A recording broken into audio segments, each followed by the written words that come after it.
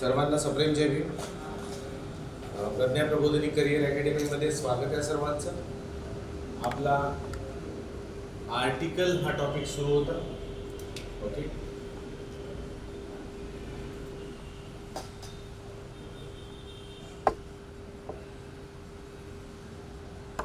Article मध्ये आपण काल बघितलं होतं definite indefinite article.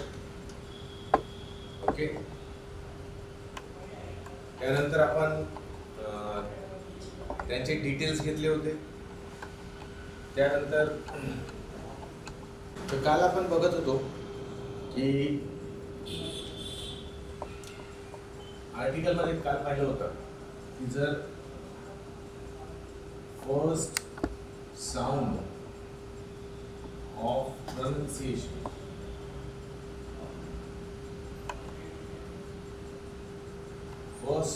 Pronunciation vowel येत असेल तर काय घ्यायचं, आर्टिकल ॲन घ्यायचं.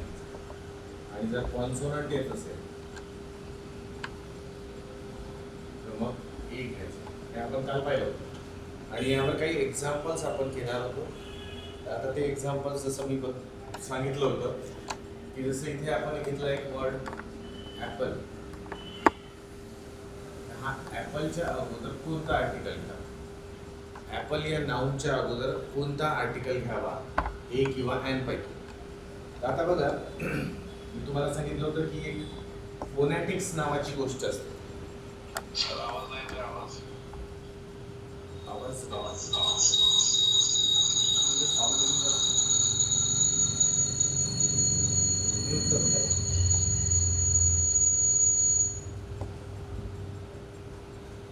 हा स्टुडंट्स, आता येतोय का आवाज? स्टुडंट्स, ऑडिओ व्हिडिओ क्लिअर आहे? हा, ठीक आहे, ठीक आहे. तर फर्स्ट साऊंड ऑफ प्रोनाउन्सिएशन व्हॉवेल असेल तर ॲन घ्यायचं, कन्सोनंट असेल तर ए घ्यायचं. ॲपलच्या पुढे कोणता आर्टिकल लावायचा हे पाहत होतो आपण. आता बघा एक सिंपल सर, जसा हा ए, ई, आय, ओ आणि यू हे व्हॉवेल्स आहेत. या एचं उच्चारण आपण कसं करतो, ए असं करतो. ठीक आहे, पण हा जो शब्द आहे हा वाचताना आपण वाचतो कसं, याला वाचतो ॲपल. आता जर स्टार्टिंग ए ने होत आहे तर हा ए आहे ना, तर मग याला ॲपलच्या ऐवजी एपल वाचायला पाहिजे. पण आपण तसं वाचतो का, नाही वाचत. तर इथे आपल्याला मग काय फोनिक साऊंडची स्टडी करावी लागते. फोनिक साऊंड जे आहेत ते सांगतात की जेव्हा एखाद्या शब्दामध्ये हा ए लेटर आला, ए अल्फाबेट आला, एखाद्या वर्डमध्ये ए अल्फाबेट आला तर त्याचं प्रोनाउन्सिएशन काय होऊन जाते, ॲप. म्हणजे जसं फोनिक साऊंड आपल्याला कसं शिकवते, तर असं शिकवलं जाते, ए सेज ॲप, बी सेज ब, she says go, E says the,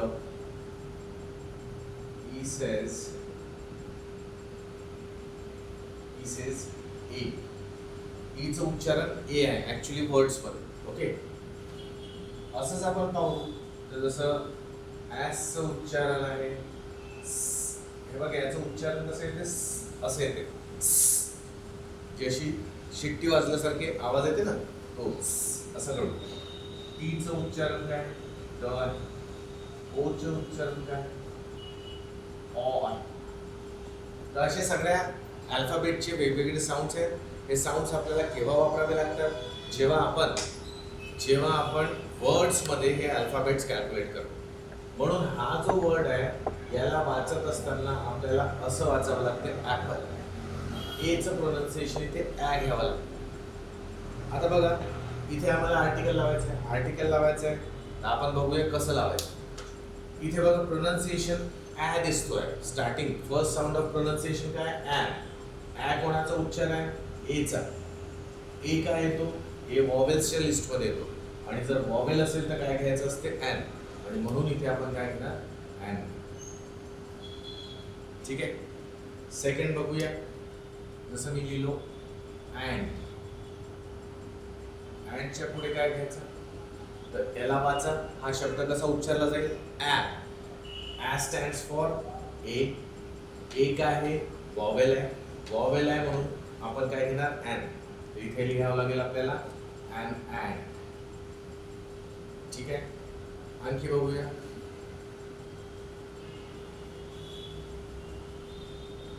elephant. Elephant ला जेव्हा आपण वाचू एलिफंट है ना एलिफंट तर ए निघतो पहिले. ए कोणाचा प्रोनाउन्सिएशन आहे ईचं. ई काय वॉवेलच्या लिस्टमध्ये आहे आणि वॉवेल असेल तर काय घ्यायचं आहे ॲन. म्हणून इथे काय घ्यावं लागेल आपल्याला ॲन एलिफंट. आणखी बघूया स्टोन. हा जो स्टोन वर्ड आहे याला प्रोनाउन्सिएशन करायचं तर कसं निघतं स्टोन. पहिले असं प्रोनाउन्सिएशन निघतं. असं प्रोनाउन्सिएशन कोणाचं आहे ॲसचं. ॲस वॉवेलच्या लिस्टमध्ये नाही आहे म्हणजे तो काय झाला कॉन्सोनंट आणि कॉन्सोनंट असेल तर काय घ्यायचं ए घ्यायचं. म्हणून इथे आपल्याला अ स्टोन घ्यावं लागेल. ठीक आहे. आणखी एक बघा फॉर एक्झाम्पल ट्री. ट्री घेतला. आता हा ट्री प्रोनाऊन्स करताना सर्वप्रथम काय निघतो ट निघतो. ट साऊंड निघतो. ट sound stands for T. T vowel नाही आहे कन्सोनंट आहे. कन्सोनंट आहे म्हणून आपण काय घेणार ए. तर अ ट्री असं म्हणावं लागेल है ना. तर या पद्धतीने आपल्याला घ्यावं लागतं विद्यार्थ्यांनो. जसं बघा आणखी घ्या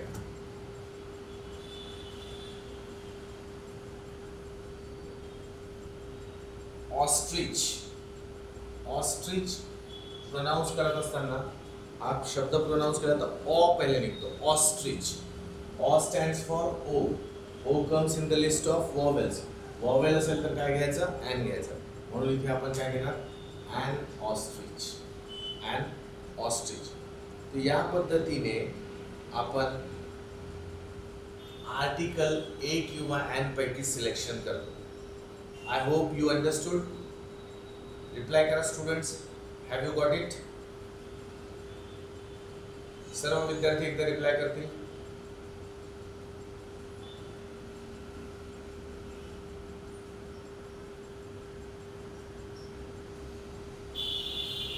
very good very good. Okay.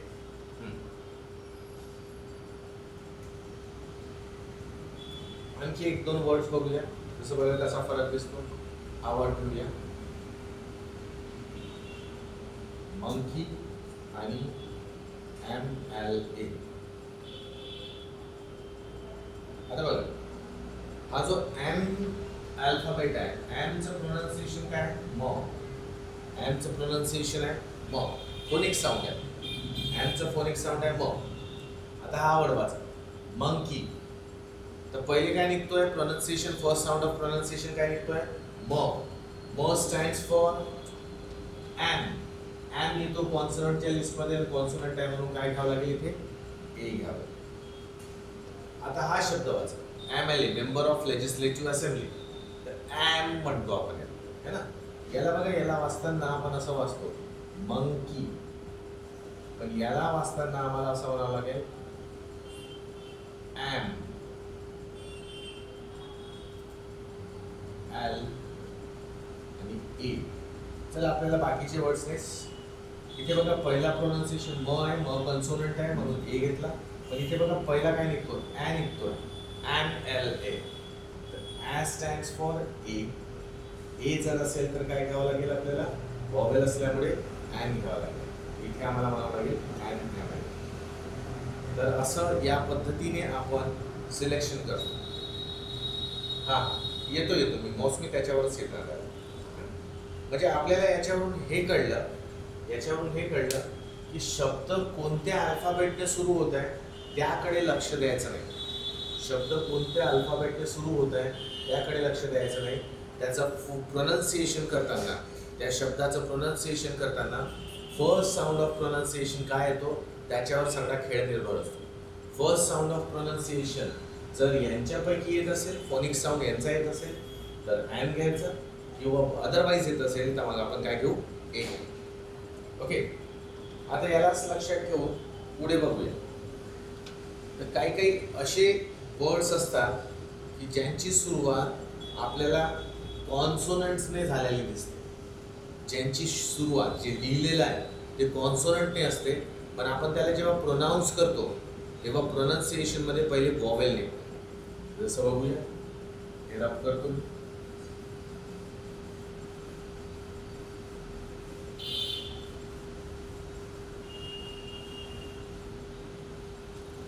तर काही वर्ड्स असे आहेत विद्यार्थ्यांनो, जसं की आपण घेऊया हा वर्ड.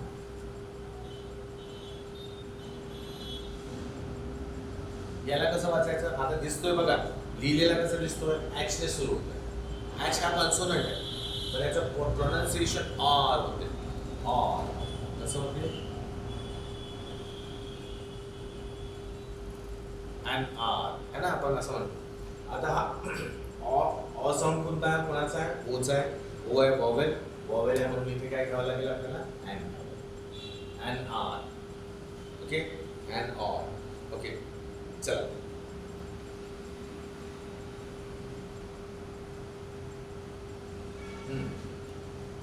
या ठिकाणी कोणतं आर्टिकल घेऊ? ऑनेस्टच्या अगोदर कोणतं आर्टिकल घेतला पाहिजे? जरा सजेस्ट करा. स्टुडंट्स, HONEST याच्या अगोदर कोणता आर्टिकल घेतला पाहिजे? रिप्लाय करा.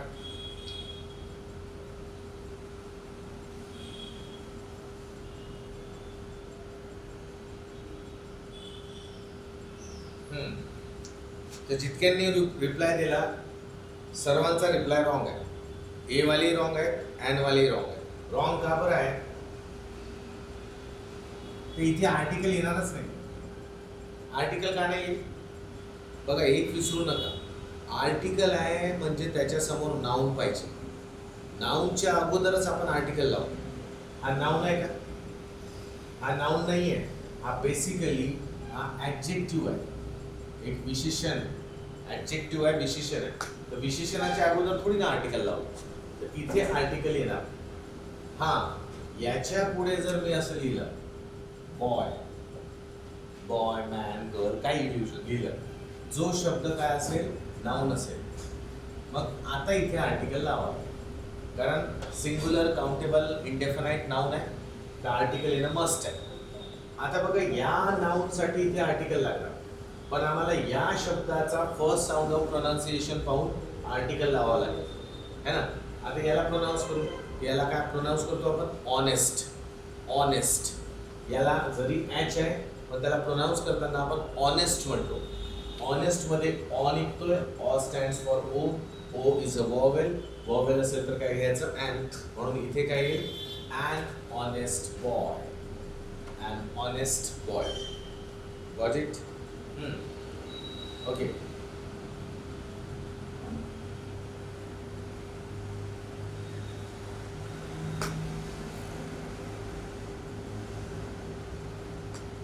आता हा बघा word.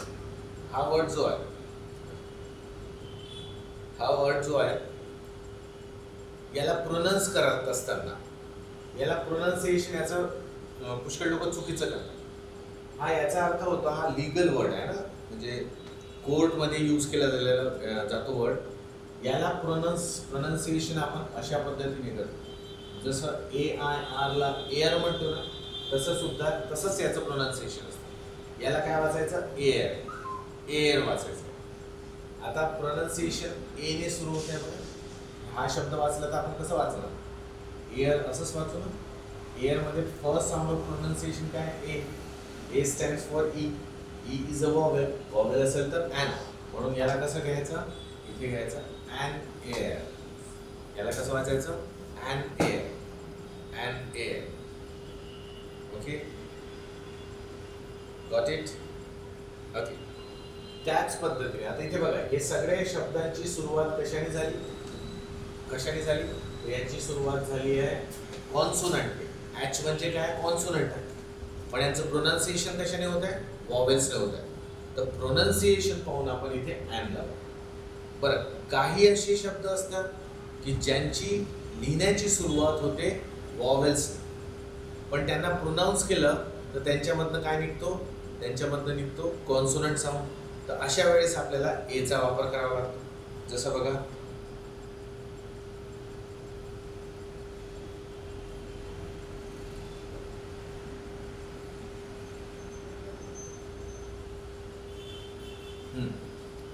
European lady.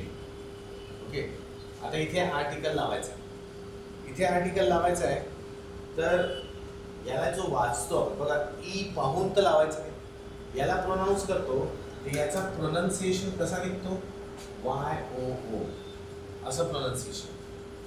European means what, हा साऊंड जो प्रोनाऊन्स करतो यामध्ये फर्स्ट साऊंड निघतोय वायचा. Y comes under the category of consonants, आणि कॉन्सोनंट्स आहेत, तर मग काय करावं लागेल, इथे ए लिहावं, युरोपियन. ठीक आहे. दुसरा बघा, दुसरा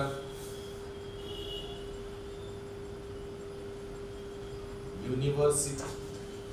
युनिव्हर्सिटी याचं सुद्धा प्रोनाऊन्सिएशन YOO असेल, म्हणजे फर्स्ट साऊंड ऑफ प्रोनाऊन्सिएशन काय, वाय. वाय कॉन्सोनंट आहे, कॉन्सोनंट आहे म्हणून आपण इथे काय घेणार, ए घेणार. ठीक आहे. आणखी बघा, जसं मी लिहितो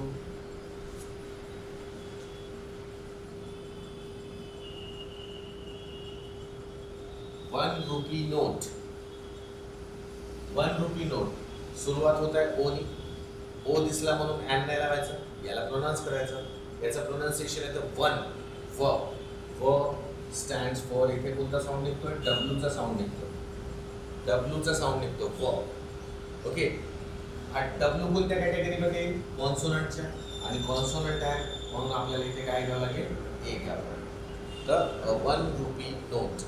ओके, तर आता आपल्याला इथे दिसलं विद्यार्थ्यांनो या ठिकाणी की जरी शब्दांची सुरुवात कॉन्सोनंट व्यंजनाने होत असेल, पण उच्चार त्यांचा वॉवेल्स येत असेल तर एन लावावा लागतो. आणि इथे आपल्याला दिसलं की जर शब्दांची सुरुवात वॉवेल्सने होत असेल, पण प्रोनाऊन्सिएशन करत असताना आपल्याला कन्सोनंटने सुरुवात झालेली दिसते, फर्स्ट साऊंड ऑफ प्रोनाऊन्सिएशन कन्सोनंट दिसतो, मग कन्सोनंटला धरून आपण काय वापरायचं, तर ए वापरायचं.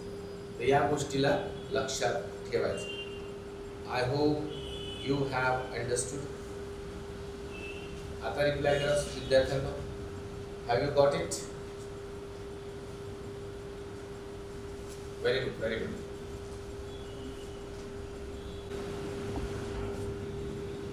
बघा, आपण हे पाहिलं होतं की आर्टिकल ए एनचा उपयोग आपण कोणासोबत करतो, नाऊन असला पाहिजे, इंडेफिनाइट असला पाहिजे, सिंग्युलर असला पाहिजे आणि काउंटेबल असला पाहिजे. तर सगळ्या काउंटेबल नाउन सोबत आपण ए किंवा एन वापरतो जो सिंग्युलर असेल. फक्त एकच असा अनकाउंटेबल नाउन आहे ज्यासोबत आपण ए किंवा एन वापरतो, म्हणजे तो अपवाद आहे, ते लक्षात ठेवायचं. जसं बघा, आपल्याला टीचर म्हणायची डोंट मेक नॉईज. हा जो नॉईज आहे हा अनकाउंटेबल नाउन. नॉईज मोजता येते का, नॉईज आपण मोजू नाही शकत है ना, तर हा अनकाउंटेबल नाउन आहे, पण तरी याच्यासोबत ए आर्टिकल वापरला जातो, don't make a noise. Okay, तर विद्यार्थ्यांना हा अपवाद लक्षात ठेवायचा. Okay, don't make a noise. ठीक आहे. त्या व्यतिरिक्त आता काही ए एनच्या बाबतीत काही रूल्स आहेत, ते मी रूल्स रूल्स वाचतो आणि एक्झाम्पल बोर्डवर लिहून देतो. तुम्ही तसं लक्षात ठेवायचं. मी रूल्सचं वाचन करणार, रूल्स तुम्हाला समजून सांगणार आणि त्यानंतर तुम्ही एक्झाम्पल्स बोर्डवर लिहून दाखवणार. जसं बघा, आपण आणखी एक पद्धतीने ए एनचा वापर करू शकतो. प्रति वस्तू किंमत किंवा प्रति महिना, असं नाही का, पर जेव्हा आपण नाही वापरत का, पर हा पर म्हणजे आपण जेव्हा प्रतीच्या स्वरूपात वापरतो तेव्हा पण आपण ए एनचा यूज करू शकतो. जसं फॉर एक्झाम्पल बघा, this car runs at 20 kilometer per liter. 20 kilometre per litre. आता हा 20 किलोमीटर प्रति लिटर असा अर्थ झाला ना. तर या परच्या जागी आपण ए किंवा एन वापरू शकतो. इथे काय अर्थ होईल एन चा, इथे अर्थ होईल एक या अर्थाने आपण ए किंवा एन वापरू शकतो. म्हणजे हे सेंटेन्स कसं होईल, this car runs at 20 kilometre a litre. आणखी बघा, the train runs at a the train runs 70 kilometers per hour. 70 kilometers per hour. आता इथे परत पर वापरला. पर स्टँड्स फॉर प्रति, पण आपल्याला याला हे नाही ठेवायचं आहे. याच्या जागी आपण काय करू, ए किंवा एन वापरू. आता या प्रोनाउन्स कसं करतो आपण, आर म्हणजे वॉवेलने साऊंड सुरू होत आहे, म्हणून इथे काय लिहिणार आपण, एन आर. म्हणजे the train runs 70 kilometres an R. इथे आपण ए किंवा एनचा उपयोग प्रति या अर्थाने वापरलेला आहे. प्रति या अर्थाने वापरलेला आहे. ठीक आहे, ठीक आहे. नेक्स्ट रूल आहे की जेव्हा क्रियादर्शक शब्द म्हणजे त्यांना आपण वर्ब्स म्हणू, वर्ब्सचा उपयोग ॲज अ नाउन केला जातो. म्हणजे क्रिया दाखवल्या जातात पण त्या नाउनच्या स्वरूपात. तेव्हा सुद्धा त्यांच्या अगोदर आपण आर्टिकल घेऊ शकतो. जसं फॉर एक्झाम्पल मी लिहितो, he goes to walk daily. He goes to a walk daily. आता इथे बघा, इथे हा जो ही आहे हा सेंटेन्सचा सब्जेक्ट आहे, गोज मेन वर्ब आहे. आता वॉक सुद्धा काय आहे, वॉक सुद्धा एक वर्ब असू शकतो है ना, ही एक क्रिया आहे. पण इथे वॉक हा शब्द ॲज अ नाउन यूज केला आहे. तर हा क्रियादर्शक शब्द नाउनच्या स्वरूपात वापरला. मग नाउन असेल तर त्याच्या समोर आपण ए किंवा एनचा वापर करू शकतो. चला एक दुसरा एक्झाम्पल आणखी छानपैकी समजेल. I want to have a drink. I want to have a drink. आता बघा इथे हा जो ड्रिंक शब्द आहे, हा ड्रिंक शब्द नाउन आहे ना. हा एका वस्तूचं नाव. ग्लासमध्ये जे असेल त्याला, भरलेल्या ग्लासला आपण ड्रिंक म्हणतो. तर तो ड्रिंक म्हणजे त्या वस्तूचं नाव आहे. वस्तूचं नाव आहे म्हणून तो नाउन आहे. आणि नाउन असेल त्याच्या अगोदर आपण एचा वापर करू शकतो. लक्षात ठेवायचं की हे बेसिकली क्रियादर्शक शब्द आहेत. म्हणजे क्रियापद म्हणून आपण वापरतो, वर्ब्स म्हणून वापरतो. पण इथे हे वापरले गेले आहेत ॲज अ नाउन म्हणून. मग नाउन आहे, मग नाउन सिंग्युलर, काउंटेबल, इंडेफिनाइट असेल त्यांच्यासोबत आपण काय करू शकतो, आर्टिकलचा वापर करू शकतो. Yes students, have you understood? एकदा रिप्लाय करा.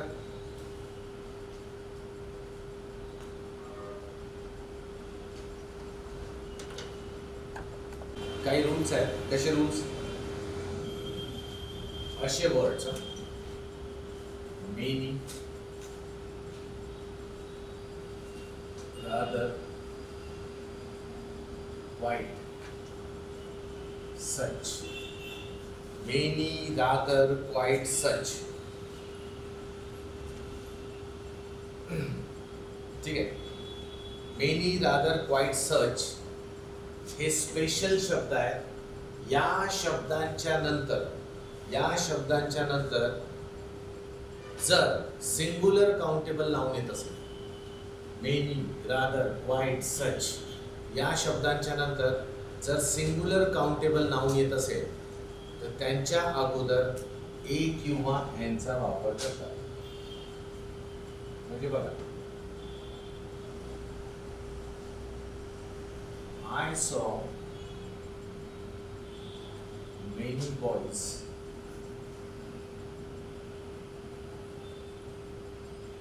On the ground. ठीक आहे. आता बघा इथे आम्हाला हा जो नाउन दिसतोय बॉईज, हा प्लुरल नाउन आहे.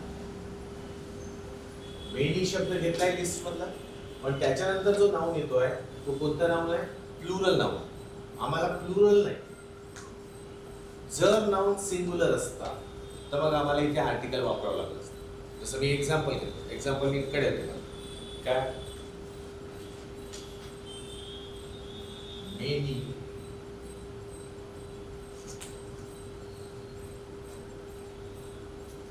many dash citizens would welcome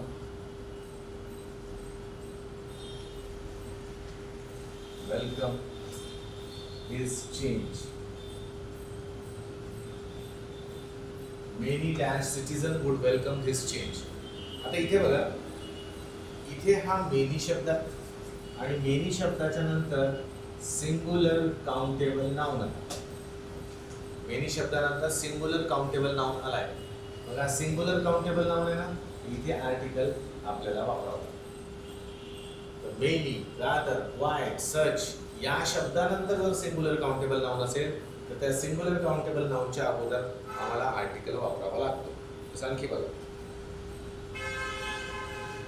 it was quite impossible task. आता क्वाइट शब्द आला. या क्वाइट शब्दाच्या नंतर नाउन आहे का? तर ऑफकोर्स नाउन आहे. हा टास्क जो आहे हा नाउन आहे. कसा नाउन आहे? हा सिंगुलर आहे, काउंटेबल आहे, नाउन आहे. Singular countable noun. हा इम्पॉसिबल जो आहे या टास्क साठी वापरला गेलेला ऍडजेक्टिव्ह आहे. तर क्वाइट शब्दानंतर सिंगुलर काउंटेबल नाउन आहे, तर या सिंगुलर काउंटेबल नाउनच्या अगोदर आर्टिकल वापरावं लागेल. पण या नाउनच्या अगोदर ऍडजेक्टिव्ह आहे, तर मग according to the position of article या ऍडजेक्टिव्हच्या अगोदर आर्टिकल लिहावं लागेल. आता हा आर्टिकल राहील तर या नाउनसाठी, पण ह्याला प्रोनन्सिएशन याचा पाहावं लागेल. इम्पॉसिबल आयचं प्रोनन्सिएशन आहे, म्हणून इथे काय घ्यावं लागेल? अँड. तर मग आन्सर होईल it was quite and impossible task. It was quite an impossible task. I hope you understood. विद्यार्थ्यांना कळलं? एकदा रिप्लाय करा.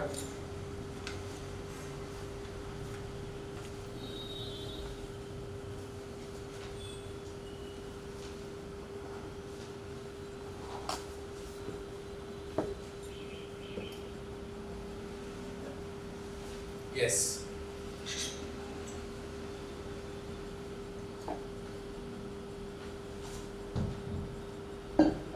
त्यानंतरचा रूल बघा. आणखी काही फ्रेजेस आहेत, जसे की kind of,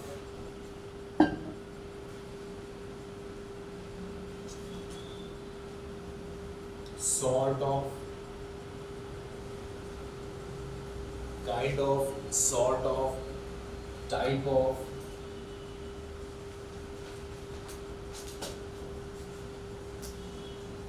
variety of, kind of, sort of, type of, variety of.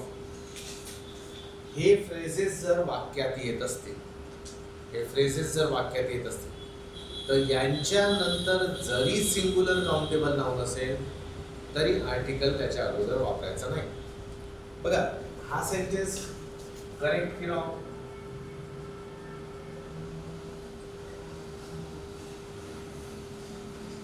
एका खुर्चीकडे मी बोट दाखवून तुम्हाला सांगतो दिस इज चेअर. मी जर असं म्हटलं दिस इज चेअर तर हा सेंटेन्स चुकला.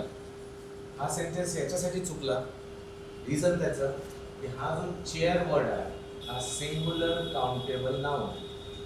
आणि जर सिंगुलर काउंटेबल नाउन असेल ओके, तर तो विदाउट आर्टिकल येतच नाही. Singular countable noun without article येतच नाही. तर मग इथे आम्हाला आर्टिकल इन्सर्ट करावं लागेल. तर आम्हाला कसं लिहावं लागेल? This is a chair. This is a chair.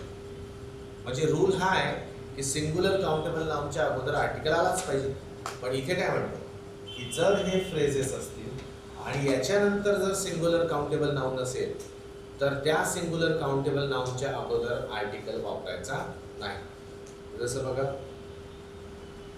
मी एक सेंटेन्स लिहितो, what sort of a man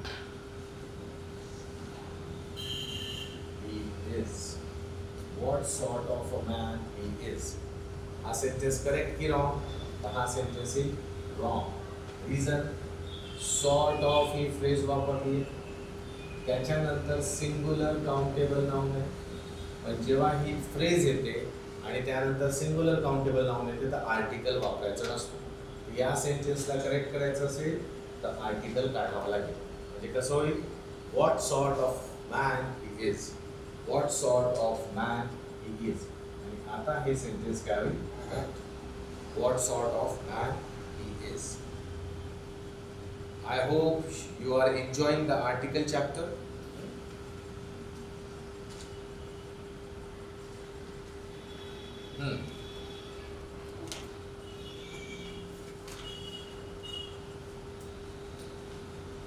students एकदा रिप्लाय करा. Have you understood? A an बद्दल खूप बोललो, आता आपल्याला द बद्दल बोलायचं.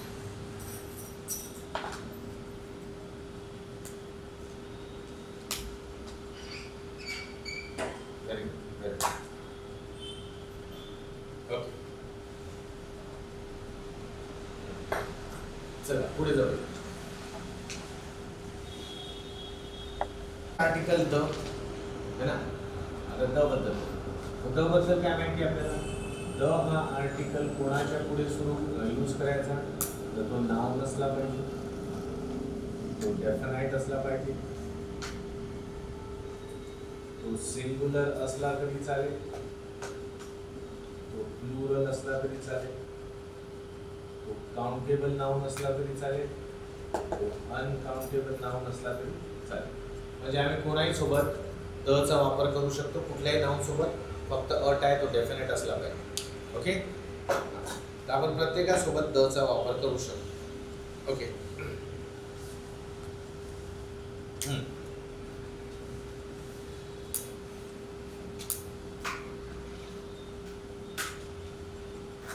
आता बघा, यामध्ये द चा आर्टिकलचा रूल द च्या बाबतीत आपण बोलूया. तर द चा यूज आपण तेव्हा करतो जेव्हा वस्तू काय असते आपल्याला नोन असते. जेव्हा आपण पर्टिक्युलर है ना, पर्टिक्युलर पर्सन किंवा थिंग बद्दल बोलतो. पर्टिक्युलर म्हणजे माहित असलेला नोन, तेव्हा आपण द चा वापर करतो. सो फॉर एक्झाम्पल एक एक्झाम्पल देतो विद्यार्थ्यांना. I saw the house which you have described. I saw the house which you have described. आता इथे या ज्या हाऊस बद्दलची गोष्ट होत आहे, हा हाऊस इथे नाव आहे, या हाऊस बद्दलची जी गोष्ट होत आहे हा हाऊस स्पेसिफिक आहे, पर्टिक्युलर आहे, म्हणून याच्या अगोदर काय केला, द चा यूज केला. याच्या अगोदर काय केला, द चा वापर केला. ओके, त्यानंतर द चा वापर आपण करतो. आता द बद्दल पुष्कळ काही बोलायचं आहे. ओके, तर नाउन्स मध्ये थोडस ऑफबीट जाऊया. नाउन मध्ये दोन प्रकारची कॅटेगरी पडते. एक असते कॉमन नाउन आणि दुसरी कॅटेगरी असते प्रॉपर नाउन. कॉमन नाउन म्हणजे असे नाउन जे जनरली आपण कोणाहीसाठी वापरतो है ना.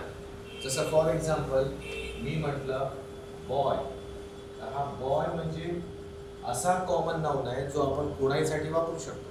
जो मेल असेल त्याला आपण बॉय म्हणू शकतो. पण एक्झॅक्टली एका पर्सनला रेफर करायचं असेल तर आपण जो नाव लिहू त्याला काय म्हणायचं, प्रॉपर. आणखी एक एक्झाम्पल, मी म्हटलं रिव्हर, रिव्हर. मग रिव्हर आहे तर मग काय, तर मग गोदावरी.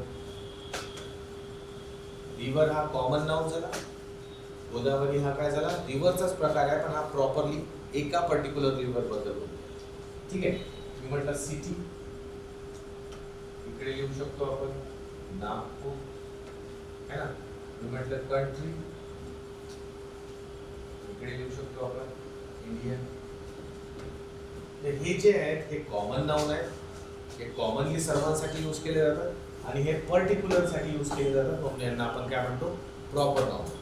तर असे कॉमन आणि प्रॉपर नाउन आपल्याला नाउनच्या कॅटेगरीमध्ये दिसतात. आता क्वेश्चन हा आहे की आपण आर्टिकलचा यूज कसा करायचा, द आर्टिकलचा. तर रूल हा आहे की जर एखादी कॉमन नाउन आहे आणि तो कॉमन नाउन पूर्ण होल क्लासला रिप्रेझेंट करतो, म्हणजे तो जो कॉमन नाउन ज्याच्याबद्दल आपण बोलतोय तो कॉमन नाउन पूर्ण क्लासला रिप्रेझेंट करतो, अशा वेळेस त्याच्या अगोदर द लावायचं. जसं मी एक्झाम्पल सांगतो,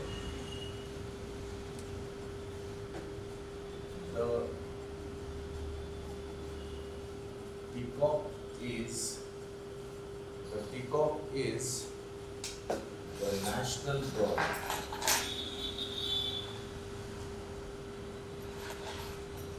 of India. पिकॉक जो आहे हा आपला भारताचा राजपक्षी आहे. आता हा जो पिकॉक वर्ड आहे, हा पिकॉक वर्ड कोणत्या कॅटेगरीमध्ये, कॉमन नाउन मध्ये है ना. तर हा एक कॉमन नाउन, पण हा कोणत्या पिकॉकची गोष्ट करतो, आपण एका पर्टिक्युलर पिकॉकची गोष्ट नाही करत. इथे पिकॉक म्हटलं म्हणजे सर्वच पिकॉक आले, सर्वच मोर पक्षी आले. तर इथे हा एक शब्द सिंग्युलर काउंटेबल, हा एक शब्द पूर्ण होल क्लास पिकॉकच्या पूर्ण प्रजातीला रिप्रेझेंट करत आहे. तर म्हणून त्याच्या अगोदर द येणं काय मस्त. तर जेव्हा एखादी कॉमन नाउन पूर्ण होल क्लासला रिप्रेझेंट करेल तर त्याच्यासोबत काय वापरायचं, द वापरायचं. ठीक आहे. ओके. आता पुढे बघू आणखी दचा वापर कुठे होतो. दचा वापर आपण सुपरलेटिव्ह डिग्री सोबत करतो.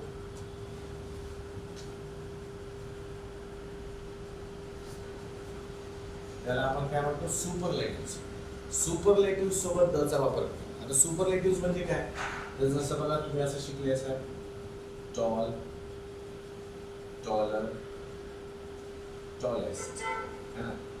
आणखी शिकले असाल good, better, best.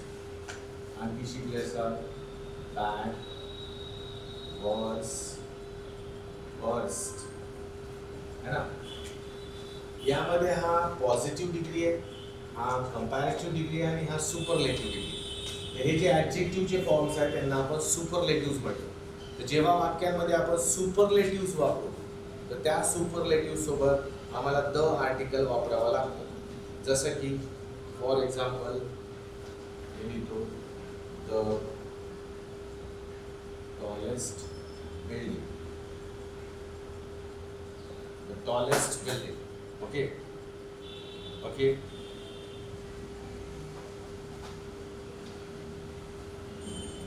The best word.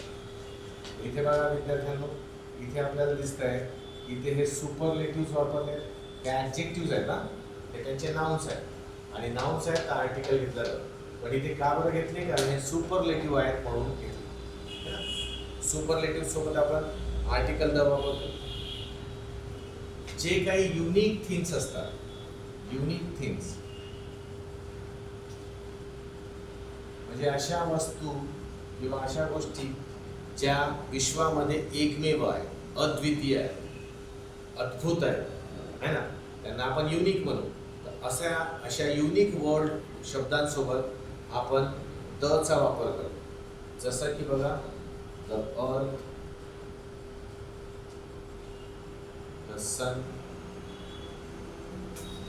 The moon, the sky, हे जे लिहिले हे विश्वामध्ये आपल्याला माहीत असलेल्या विश्वामध्ये काय आहे ते अद्भुत गोष्टी आहेत, युनिक आहे. स्काय म्हटलं तर अर्थच्या वरचा भाग है ना, सन मून आपल्यासाठी युनिक आहे. बघा स्टार म्हटलं तर युनिक नाही ना, स्टार म्हटलं तर युनिक नाही आहे, पण तो अद्भुत आहे, मोठा आहे, तर त्याच्यासोबत हे लावावं लागेल आपल्याला. म्हणजे अशा भव्य दिव्य गोष्टी असतील यांच्यासोबत आम्ही त्यांना मान देण्यासाठी असं समजा दचा वापर करतो, दचा वापर करतो. तर असे काही रूल्स दच्या बाबतीत आणखी भरपूर आहेत. तर पहिले एवढे समजले का सांगा विद्यार्थ्यांना? Have you understood this one?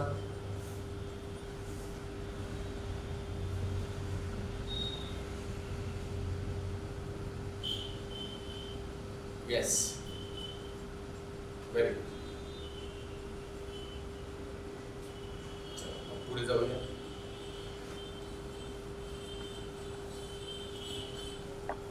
त्यानंतर विद्यार्थ्यांनो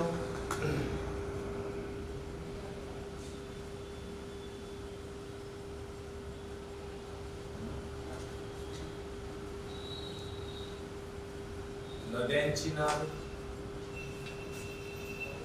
ओके, समुद्राची नावे, महासागरांची नावे, यांच्या नावांसोबत आम्ही द लावतो. नद्यांची नावे, समुद्रांची नावे, महासागरांची नावे यांच्यासोबत आपण द लावतो. फॉर एक्झाम्पल गंगा, है ना, the Red Sea, the Pacific Ocean, है ना. तर नद्या, समुद्र, महासागर यांच्या नावांच्या पुढे आपण दचा वापर करतो. Pacific Ocean, okay, Pacific Ocean. त्यानंतर mountain ranges, mountain ranges,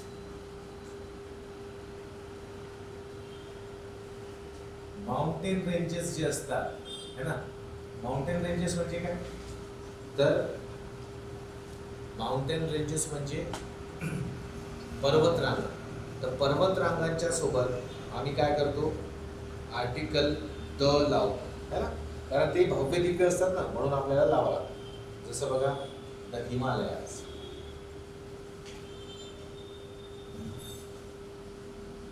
the Himalayas, the Alps असे आपण वापरतो. ओके. पण यामध्ये एक अपवाद आहे विद्यार्थ्यांना. अरावली जो आहे ना, अरावली पर्वतरांग नाही आहे, म्हणून अरावलीच्या अगोदर आर्टिकल वापरायचा नाही, अरावलीच्या सोबत आर्टिकल वापरायचा नाही. अशा ते लक्षात ठेवायचं. अशा माउंटेन रेंजेस सोबत वापरायचं. जे माउंटेनचे जे शिखर असतात त्यांचे नाव, त्यांच्यासोबत आर्टिकल नाही वापरायचं. जसं फॉर एक्झाम्पल मी असं लिहिलं,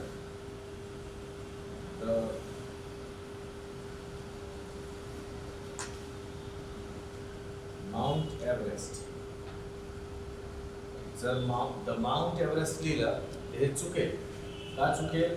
कारण हे शिखराचं नाव आहे आणि शिखरांच्या नावाच्या अगोदर आर्टिकल अलाउड आहे. माउंटेनच्या रेंजेस सोबत लावू शकतो, शिखरांच्या नावासोबत आर्टिकल लावणं अलाउड नाही आहे. Got it? त्यानंतर बघा विद्यार्थ्यांनो, ट्रेन, जहाज, एरोप्लेन यांच्या नावांसोबत ट्रेन्स, शिप्स, एरोप्लेन यांच्या नावांसोबत आपल्याला आर्टिकल लावावं लागते. For example the Gitanjali express,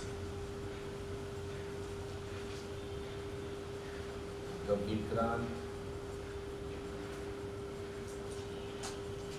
Vikrant एक शिपचं नाव होतं. द ब्रिटिश एअरवेज,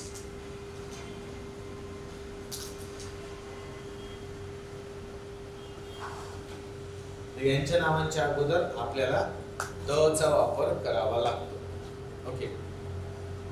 जे होली बुक्स आहेत, होली बुक्स यांच्या नावांसोबत सुद्धा काय असते, आपल्याला आर्टिकल वापरावं लागतं. जसं बघा, the Buddha and his Dhamma, है ना, the Gita, the Quran, Bible, है ना. तर हे जे आहेत यांच्या नावांसोबत हे होली बुक्स आहेत. होली बुक्स म्हणजे आपापल्या धर्मामध्ये असलेल्या पवित्र ग्रंथ. तर यांच्यासोबत आपण काय करतो, द चा वापर करतो. ओके. त्यानंतर न्यूजपेपरच्या नावांसोबत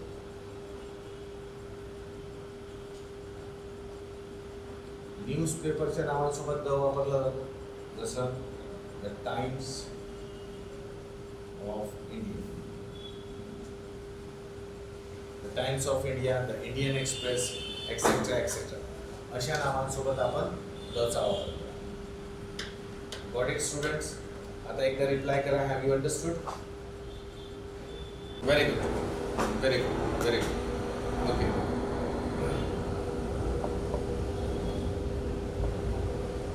त्यानंतर त्याच्या पुढे जाऊन विद्यार्थ्यांना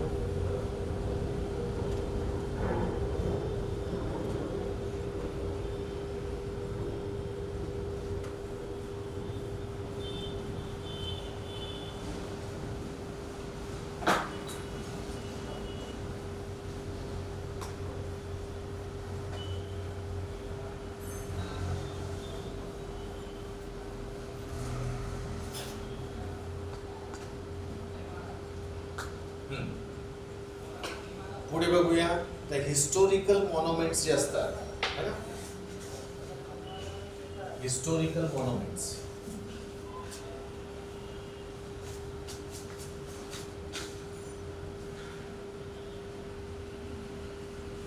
हिस्टोरिकल मॉन्युमेंट्स म्हणजे काही स्मारक, काही बिल्डिंग्स, है ना, ज्यांना ऐतिहासिक महत्त्व आहे असे हिस्टोरिकल मॉन्युमेंट्स किंवा खूप सारे माहिती असलेले बिल्डिंग्स वगैरे यांच्या पुढे आपण द लावतो. म्हणजे कसं, the Taj Mahal, the red fort, हे हिस्टोरिकल मॉन्युमेंट्स आहेत. यांच्यासोबत आपल्याला द लावावा लागतो. ओके. त्यानंतर विद्यार्थ्यांनो डायरेक्शन्स सोबत, है ना, दिशेच्या नावांसोबत आपण द लावतो. म्हणजे कसं, जसं for example the east, the west, the east, the west. ठीक आहे. पण लक्षात ठेवा, दिशेंच्या नावांसोबत जर जागेचं नाव येत असेल, दिशेंच्या नावांसोबत जर जागेचं नाव येत असेल तर मग तिथे आर्टिकल वापरायचं नाही. म्हणजे फॉर एक्झाम्पल कसं असं असेल, जसं मी म्हटलं the West Bengal, the West Bengal. आता इथे बघा, हा वेस्ट हा तर दिशा आहे, पण बेंगॉल हे काय जागा आहे. पण आता आर्टिकल वापरायचं, ईस्ट बेंगॉल म्हणायचं, वेस्ट बेंगॉल, ईस्ट बेंगॉल असं म्हणायचं, द लावायचं. तर दिशेच्या नावासोबत जर जागेचं नाव आलं तर त्याच्यामध्ये आर्टिकल ॲड होत नाही. ओके. तसंही स्टेटच्या नावासोबत आर्टिकल वापरायचं नाही. स्टेटचे, राज्यांचे जे नाव आहेत ना त्यांच्यासोबत आर्टिकल वापरायचं नाही. त्यामध्ये फक्त एक अपवाद आहे. हा, त्यामध्ये एक अपवाद आहे, द पंजाब. पंजाब करेक्ट आहे, पण जर तुम्ही द महाराष्ट्र लिहिलं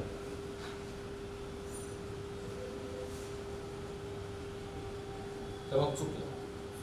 काय रूल आहे, राज्यांच्या नावांसोबत आर्टिकल वापरायचं नाही. फक्त याला अपवाद काय, the Punjab. The West Bengal म्हटलं तर तसंही ते राज्यांचं नाव, राज्याचंच नाव आहे ना, तर ते वापरायचं नाही. द दुसऱ्या अँगलनी दिशेसोबत जर जागेचं नाव इन्व्हॉल्व केलेलं असेल तर तिथे सुद्धा आर्टिकल वापरायचा नाही. नेक्स्ट, देशांच्या नावांसोबत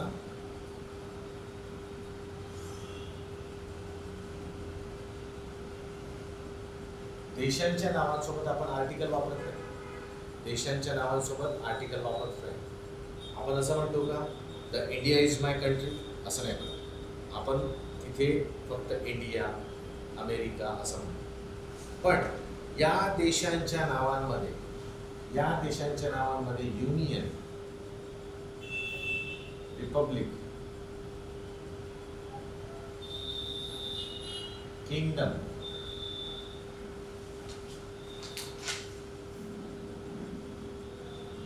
है ना, युनियन, रिपब्लिक, किंगडम आणि युनायटेड सुद्धा, युनायटेड असे वर्ड ऍड होत असतील देशांच्या नावांमध्ये, असं काहीतरी ऍड होत असेल तर मग तिथे आर्टिकल वापरावा लागतो. तो कोणता? द. जसं बघा, Soviet union, Soviet union, ETN, Soviet union, है ना. द यूनाइटेड स्टेट्स, है ना. मग the Irish Republic,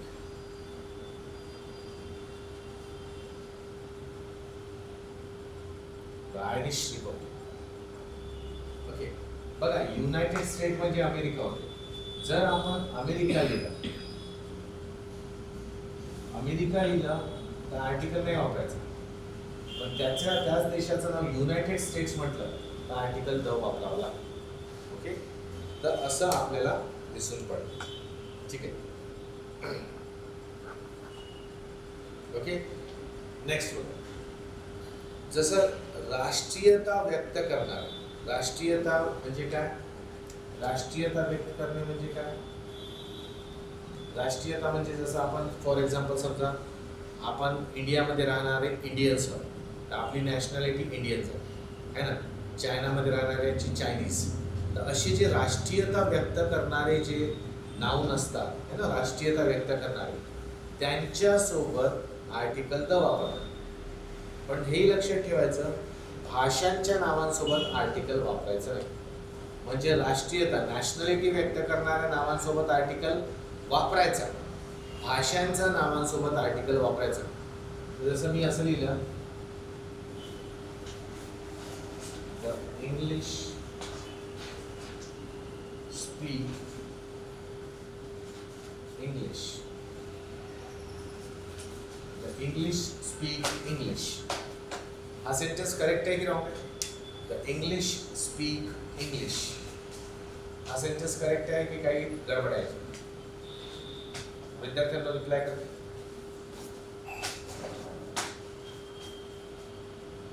the English speak English हा सेंटेन्स करेक्ट की रॉंग?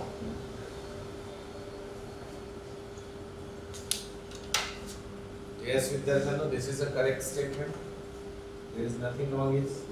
आता बघा, इथे हा जो इंग्लिश आहे, हा इंग्लिश राष्ट्रीयता व्यक्त करतो. जे ब्रिटिश लोक असतात ना, ब्रिटनमध्ये राहणारे, इंग्लंडमध्ये राहणारे, त्या लोकांना इंग्लिश म्हटलं जातं. जसं आपल्याला इंडियन्स म्हटलं जाते ना, त्यांना इंग्लिश म्हटलं जातं. तर इथे राष्ट्रीयता व्यक्त करणारा हा इंग्लिश शब्द आहे, म्हणून इथे द लावला, करेक्ट. आणि इथे हे जे लिहिलं आहे हे ॲक्च्युली भाषा आहे. ही भाषा आहे, लँग्वेज आहे. लँग्वेजच्या नावाच्या अगोदर आर्टिकल वापरत नाही, म्हणून इथे हे आर्टिकल नाही वापरलं. म्हणून इथे वापरला, इथे नाही वापरला, दोन्ही काय करेक्ट. ओके, आता बघा एक सेंटेन्स हा सांगा.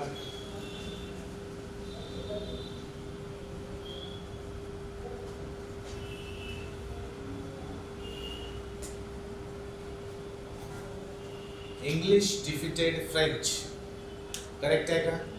इंग्लिश डिफिटेड फ्रेंच हा सेंटेन्स करेक्ट आहे? Students please reply.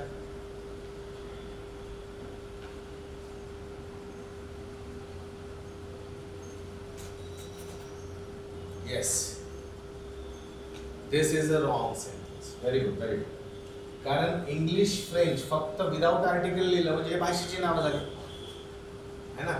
तर भाषा भाषेला थोडी हरवते, लोक हरवतात ना. म्हणजे जे नॅशनॅलिटी दर्शवणारे वर्ड्स आहेत, म्हणजे जे लोक आहेत ते, इथे इंग्लिश ही राष्ट्रीयता दर्शवते, फ्रेंच सुद्धा राष्ट्रीयता दर्शवते. इथे घ्यायला पाहिजे होतं the English defeated the French, the English defeated the French असं लिहिलं असतं तर मग हे वाक्य करेक्ट असतं. ठीक आहे. So students, I hope you understood. आता इथे थांबूया आपण आणि उद्या हा टॉपिक संपेल आणि मग आपण त्यानंतर दुसरा महत्त्वपूर्ण टॉपिक घेऊया. तो thank you very much my dear students. Thanks a lot. Thank you for your kind support. Enjoy the studies. See you tomorrow. बघा.